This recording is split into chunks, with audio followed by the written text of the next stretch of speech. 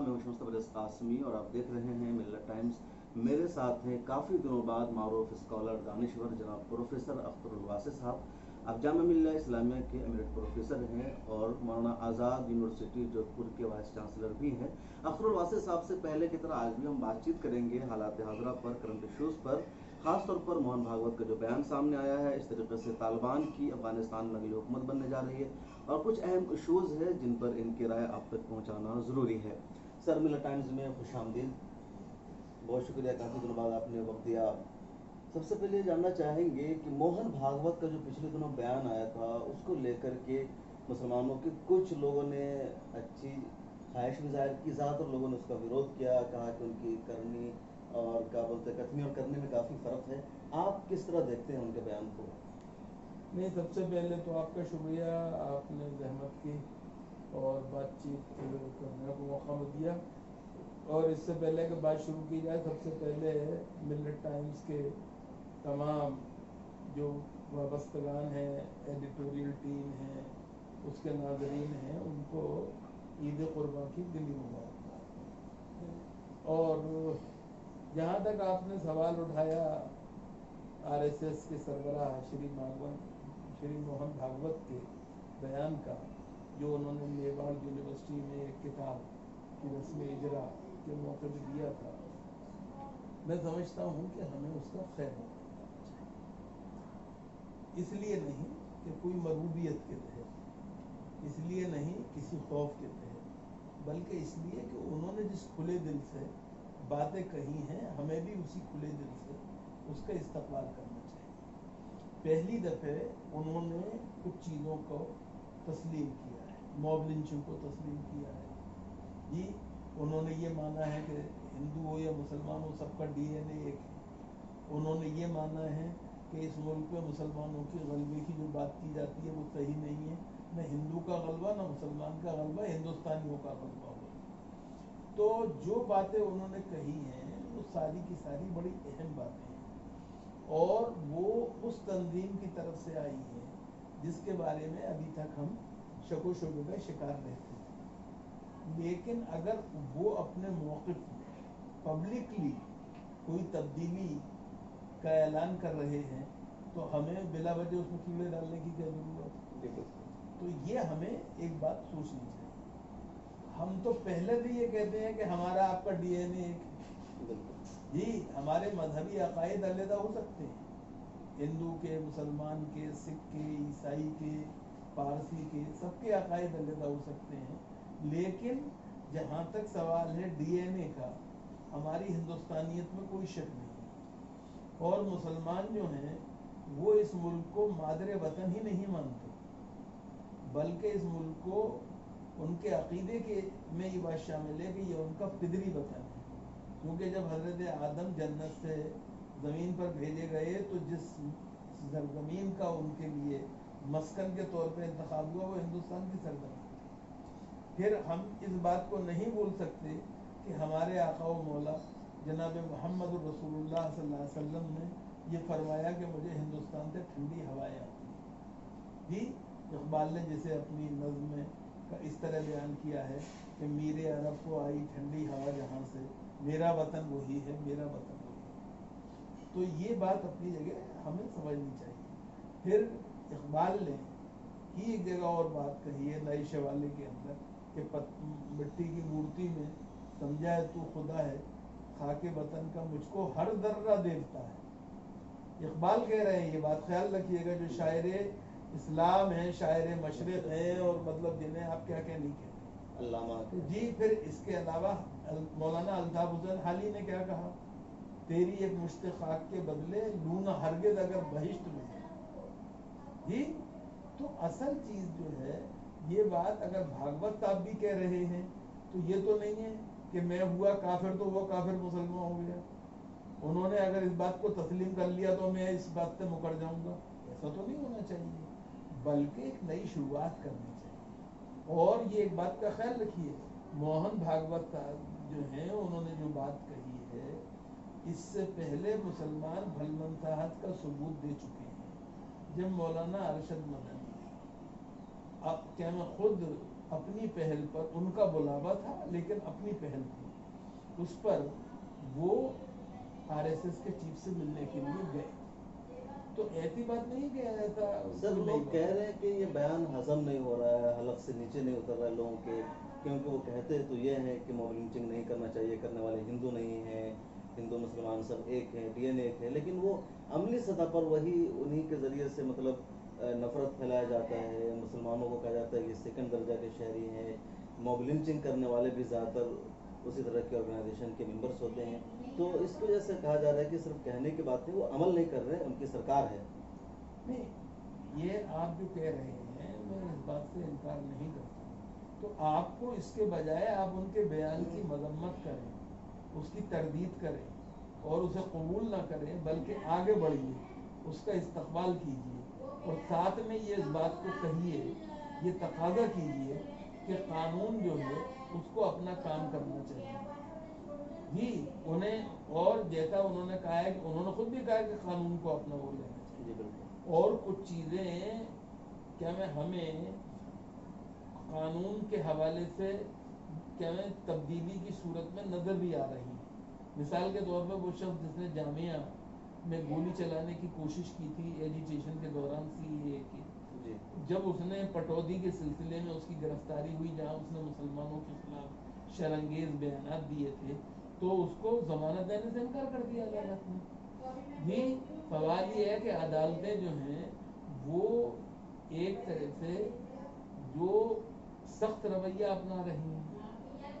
جی انتہا یہ کہ ایک نچلی عدالت نے تو دہلی پولیس پر 25,000 روپے کا جرمانہ کر دیا. جی تو مطلب یہ کہ میں یہ نہیں کہہ رہا ہوں کہ حالات ایک دم بدل گئے ہیں، لیکن میرا کہنا یہ ہے کہ ان کے بیان کو قبول کرتے ہوئے ان پر اور حکومت پر ہمیں ایک طرح سے یہ دباؤ بنانا چاہیے کہ جو کچھ آپ کہہ رہے ہیں اس کو عملی طور پہ بھی ممکن کر کے دکھائیے.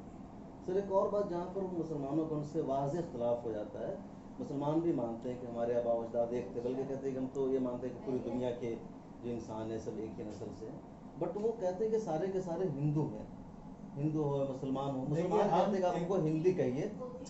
ایک بات سنیے، مجھے اپنے ہندوستانی مسلمان ہونے پر کوئی شک نہیں، میں پہلے ہندوستانی ہوں جی، اور میں مسلمان ہوں، کیونکہ ایک ہندوستانی خاتون کے جو عقیدے کے اعتبار سے مسلمان تھی، ان کی کوکھ میں میں نے ان کی کوکھ سے جنم لیا ہے، تو مجھے اس پہ کوئی پریشانی نہیں ہے. قاری طیب صاحب سے پاکستان میں ایک دفعہ سوال کیا گیا تھا کہ آپ ہندوستانی پہلے کہ مسلمان پہلے؟ انہوں نے کہا میں ہندوستانی پہلے ہوں، اگر ملک نہ ہوتا تو میں کہاں ہوتا. تو سوال یہ ہے کہ ایسی باتیں نہیں ہیں. مولانا حسین احمد مدنی نے جب محمد علی جناح نے کہا تھا قومیں مذہب سے بنتی ہیں، اس وقت انہوں نے کہا تھا نہیں، قومیں وطن سے بنتی ہیں. تو ہمیں اس بات پر کوئی وہ نہیں ہونا چاہیے. دوسری بات یہ ہے وہ کیا کہتے ہیں، سوال یہ کہ ہم کوئی ہر چیز ان کی قبول کرنے کو تیار ہے کیا؟ جی ہمیں ٹھیک ہے، انہیں اپنی رائے رکھنے کا حق حاصل ہے، ہمیں اپنی رائے رکھنے کا حق حاصل ہے. جی وہ اپنی خون بدلیں گے، ہم اپنی بذاوت میں بدلیں. سبک سر بن کے کیوں پوچھیں کہ ہم سے سرگراں کیوں؟ سوال یہ ہے کہ یہ آپ بلا وجہ کا جو آبیل مجھے مار کرتے ہیں، اس کو ہمیں نہیں کرنا چاہیے. ہمیں بنیادی طور پہ ایک تو اس ملک کے قانون پر بھروسہ رکھتے ہوئے قانونی کارروائی کے لیے آگے آنا چاہیے. آپ دیکھیے مولانا ارشد مدنی کی جمعیت العلماء ہو یا مولانا محمود مدنی کی جمعیت العلماء، لوگوں کی رہائی کے لیے جو کوششیں کر رہی ہے، فساد میں لٹے پٹے لوگوں کی بازآباد کاری کے لیے جو کام کر رہی ہے، وہ کرنے کا اہم کام ہے یا نعرے بازی کرنے کا اہم کام ہے؟ یہ سوال ہے جو ہمیں دیکھنا چاہیے. سر ابھی آپ نے عدالت کا تذکرہ کیا، ابھی چیف جسٹس نے ایک بڑی بات یہ کہی ہے کہ جو سیڈیشن کا قانون ہے اس کو ختم کر دینا چاہیے، آزاد انڈیا میں اس کی ضرورت نہیں رہ گئی ہے. نہیں، انہوں نے کہا کہ گوکھلے اور گاندھی کو انگریزوں نے جس کے تحت گرفتار کیا تھا، آپ اسے کیسے باقی رکھیں گے؟ یہ بڑی بات ہے. تو ہمیں ان چیزوں کی تائید میں آگے آنا چاہیے. ہماری ایک پریشانی یہ ہو گئی ہے کہ ہم جو ہیں وہ اس طرح کی جو مثبت چیزیں ہیں ان کی تائید میں آگے بڑھ کے نہیں آتے، آواز نہیں اٹھاتے. ہمیں زوردار طریقے سے آواز اٹھانی چاہیے، ہمیں چیف جسٹس کا ساتھ دینا چاہیے، ہمیں چیف جسٹس کو خط بھیجنے چاہیے، جی دستخطی مہم چلانی چاہیے کہ ہم آپ کے اس کے ساتھ ہیں اور آپ کے اس رویے کی تائید کرتے ہیں. سر پولیٹیکل پارٹیوں کا کوئی ساتھ ان کو نہیں ملا جو ملنا چاہیے؟ سوال یہ ہے کہ پولیٹیکل پارٹیز جو ہے معاف کیجیے گا عوامی تائید اور دباؤ کے تحت کام کرتی ہیں. اگر عوام کے اندر بیداری ہوگی تو وہ بھی کرے گی، ورنہ انہیں کیا ضرورت پڑی ہوئی ہے. شکریہ. سر اتر پردیش میں جن سنکھیا کو لے کر کے قانون بنا ہے، ادھر آسام میں بھی بات چیت چل رہی ہے اور بھی کئی ریاستوں نے کہا ہے، اس کو لے کر کے آپ اس کا جو سماجی اور معاشی نقطہ نظر ہے وہ کس طرح دیکھتے ہیں؟ کیا واقعی زیادہ بچے ہونے سے، آبادی بڑھ جانے سے غربت میں اضافہ ہو جاتا ہے یا ایسی وجہ نہیں ہے؟ نہیں دیکھیے ایک بات سنیے، آبادی کا دباؤ جو ہے وہ بہت سے مسائل کو پیدا کر رہا ہے، اس میں کوئی شک نہیں، ہمیں مان کے چلنا چاہیے. دوسری بات جو ہے لیکن اس کو مسلمانوں کا مسئلہ نہیں بنانا چاہیے، کیونکہ جو قانون بنے گا وہ خود سے مسلمانوں کے لیے نہیں بنے گا اور نہ بن سکتا ہے اور نہ بننے دینا چاہیے. یہ بھی صاف بات ہے. ہمیں اصل میں بنیادی طور پہ جو بات کرنی چاہیے وہ یہ کہ تعلیم کو عام کرنا چاہیے، لڑکیوں کو زیادہ خود مختار بنانا چاہیے تاکہ وہ شعور پیدا ہو سکے جس کے نتیجے میں لوگ خاندانی منصوبہ بندی کریں. جی نسبندی نہیں، نسبندی اور منصوبہ بندی میں فرق ہے، اس کا خیال رکھنا چاہیے. اور میرا خیال یہ ہے کہ یو پی حکومت کو یہ نہیں بھولنا چاہیے کہ ہر سال 26 جون کو وہ ایمرجنسی کی برائی کرتے ہوئے اندرا گاندھی اور سنجے گاندھی پہ تبرہ بھیجتے ہیں، اور سنجے گاندھی اور اندرا گاندھی کی غیر مقبولیت کا جو 1977 میں نتیجے سامنے آیا تھا وہ کیا تھا وہ ہم سب جانتے ہیں، اور وہ کس وجہ سے آیا تھا اسے بھی جانتے ہیں کہ نسبندی کی وجہ سے آیا تھا. یہی چیز جو تھی اگر یہ ہندوستانیوں کو قابل قبول ہوتی تو سنجے گاندھی کے 100% خواب جو تھے اس سلسلے میں شرمندہ تعبیر ہو گئے تھے. تو یہ کام نہیں کرنا چاہیے. اس سلسلے میں ابھی خود این ڈی اے میں ایک رائے نہیں ہے. نتیش کمار جی نے بہت واضح طور پہ کہا ہے کہ یہ صحیح نہیں ہے اور قانون جو ہے ان چیزوں کا حل نہیں ہے. یاد رکھیے ہمیں ایک تو اپنے جو رہنے والے شہری ہیں ہندوستان کے ان کے اندر ایک طرح سے بیداری پیدا کرنی چاہیے، شعور پیدا کرنا چاہیے، اور ساتھ میں جو معاشی فراغت جو ہے اس کے لیے کام کرنا چاہیے. اس لیے میں یہ بات کہہ رہا ہوں معاشی فراغت کی کہ جب تک آپ معاشی فراغت کا اہتمام نہیں کریں گے اس وقت تک ارے صاحب ایک ہی منہ ہے، 2 ہاتھ ہیں کمانے کے لیے، یہ عذر جو ہے یہ جاری رہے. اس لیے میں سمجھتا ہوں کہ اس طرح کے یہ سب الیکشن کی قریب آ رہا ہے اس میں اس طرح کی چیزیں ہو رہی ہیں لیکن یہ الٹی پڑ جائیں گی اور صرف مسلمان نہیں بلکہ ہندو بھی اس کی مخالفت کر رہے ہیں. سر ابھی دانش صدیقی کا قتل ہوا افغانستان میں، اس پر ایک الگ ہے لیکن اس پر ٹویٹر پر سوشل میڈیا پر یہ دیکھنے میں سامنے کہ ایک طبقہ ہے جو ان کی موت پر جشن منا رہا ہے، خوشیاں منا رہا ہے، طرح طرح کے کمنٹ لکھ رہا ہے. یہ ذہنیت کہاں سے ہندوستان میں پیدا ہو رہی ہے، کیسے ہو رہی ہے؟ دیکھیے ایسا ہے کہ یہ جو سوشل میڈیا ہے اس کا مس یوز دانش کے خلاف بھی ہو رہا ہے، موہن بھاگوت کے خلاف بھی ہو رہا ہے. یاد رکھیے اس بات کو مت بھولیے. پاگلوں کی کوئی کمی نہیں جی. وہ لوگ جو بنیادی طور پہ بھارت ماں سے محبت نہیں رکھتے ہیں وہ اس طرح کے کام کرتے ہیں. دانش صدیقی کو میں سلام کرتا ہوں. وہ اس جری بہادر نوجوان نے جو جامعہ کا پڑھا ہوا تھا، جس کے باپ جامعہ میں پروفیسر رہے ہیں جی، غیر معمولی صلاحیتوں کے آدمی ہیں جی، وہ اس نے اپنے لیے ایک راستہ چنا. راستہ چننے کے بعد حکمت اور جرت کے ساتھ میدان میں آ کے اس نے ظلم اور بربریت، دہشت اور وحشت کے خلاف سمجھے لینس کا استعمال کیا، کیمرے کا استعمال کیا، ہمیں اور آپ کو ایک طرح سے واقف کرایا کہ دنیا میں کیا ہو رہا ہے جی. جامعہ نگر سے لے کے اور قندھار تک جی، بنگلہ دیش سے لے کے اور سیریا تک کوئی ایسی جگہ نہیں جو اس سے چھوٹی. تو اصل میں جو لوگ کے اس کے خلاف کر رہے ہیں وہ بنیادی طور پہ دانش صدیقی کو کوئی نقصان نہیں پہنچا رہے ہیں، بلکہ اپنے ملک، اپنے مذہب اور اپنی قوم کو ایک طرح سے نقصان پہنچا رہے ہیں، بدنام کرنے کی سر کوشش کر مسلمانوں میں بھی کچھ لوگ ایسے ہیں جن کا کمنٹ ہے کہ کیا ضرورت تھی میدان جنگ میں جا کر اس کو کور کرنے کی، فوٹو لینے کی. دیکھیے ایسا ہے، خود انہوں نے اپنے آپ کو موت کے منہ میں دھکیل دیا. آپ ایک بات برا مت مانیے گا، ناراض مت ہوئیے گا. سوال یہ ہے کہ حماقتوں کا سارا ٹھیکہ جو ہے دوسروں نے نہیں لے رکھا ہے، ہم کا ہے وہ پیچھے رہے. ہمارے یہاں ایسے لوگ نہیں ہیں کہ آپ سمجھتے ہیں جی. سوال یہ ہے کہ وہ لوگ جو کہ یہ نہیں سمجھ رہے ہیں کہ طالبان کے بڑھتے ہوئے قدم جو ہیں وہ ایک مستحکم پرامن افغانستان کو جنم دینے کے لیے نہیں ہے، بلکہ اپنی سیاسی بالادستی کو قائم کرنے کے لیے جی، جس میں عورتوں کے لیے کوئی جگہ نہیں، جس میں بچیوں کی تعلیم کے لیے کوئی جگہ نہیں، جس میں جدید مغربی تعلیم کے لیے کوئی جگہ نہیں، جہاں روشن خیالی کے لیے جگہ نہیں. یہ ہمیں خیال رکھنا چاہیے. سر بات آ گئی افغانستان طالبان کی، شروع سے بھی میرا ارادہ تھا سر بات چیت کریں گے. آپ نے کہا کہ طالبان سیاسی عزائم کے لیے تحت کر رہے ہیں، عورتوں کی جگہ نہیں ہے، بچوں کی جگہ نہیں ہے، تعلیم کی جگہ نہیں ہے. بٹ اب یہ کہا جا رہا ہے کہ طالبان کا کہنا ہے کہ یہ 1996 والی طالبان نہیں ہے، انہوں نے آپ کو بدل لیا ہے، عورتوں کو بھی انہوں نے برابر جگہ دی ہے، ایجوکیشن کو انہوں نے فوکس کیا ہے، اور ان کا مقصد ہی ایک سیکولر انداز میں حکومت قائم کرنا ہے افغانستان میں.